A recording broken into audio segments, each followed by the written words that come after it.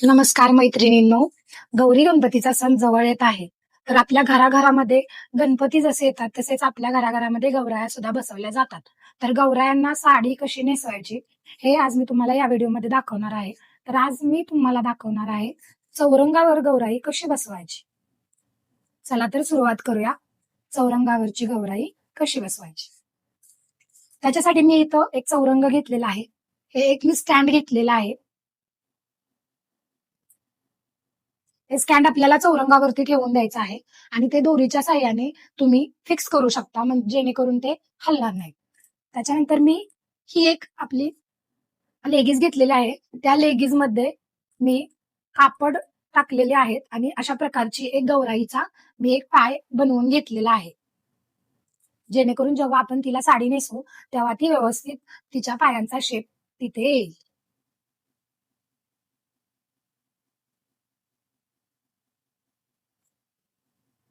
अशा पद्धतीने मी इथं तो पाय लावून घेतलेला आहे. सरस्वती देवी, महालक्ष्मी देवी अशा पद्धतीचा आपण हा लुक करत आहे. तर त्याच्यासाठी मी इथे एक सुती सहावारी साडी घेतलेली आहे. हा आपल्या साडीचा नेसता पदर आहे. तो पदर आपल्याला हा पाय कव्हर करून इथे अशा पद्धतीने आपल्याला टक करून घ्यायचा आहे.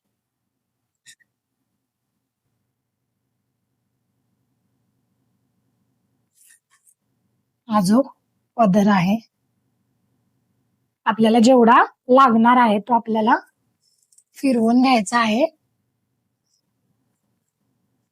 किती आपण खाली सोडणार आहोत तो आपल्याला हे जे समोरचा आहे निर्या करून घ्यायच्यात.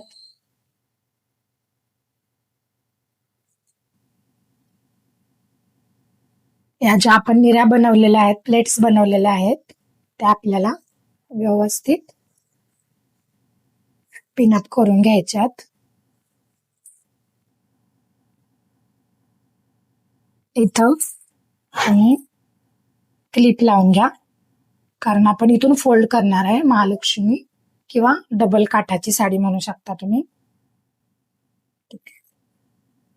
आणि त्याच्यानंतर आपल्याला हाईट डिसाइड केल्यानंतर आपल्याला हे त्याच्यामध्ये फोल्ड करायचं आहे. मी क्लिप काढून घेते.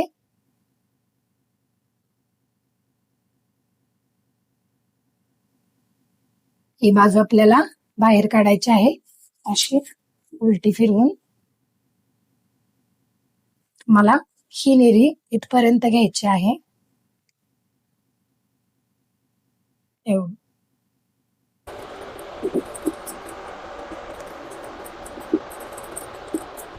हे आपल्या याच्यामध्ये टक करून झाल्यानंतर आता आपण याच्यावरती बॉडी ठेवून घेऊयात.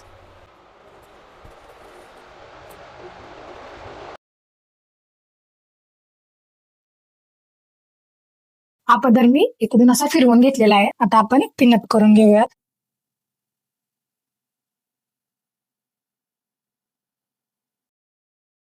इथं व्यवस्थित सेट करायचं. खालच्या निऱ्या सुद्धा व्यवस्थित पसरवून सेट करून घ्यायच्या.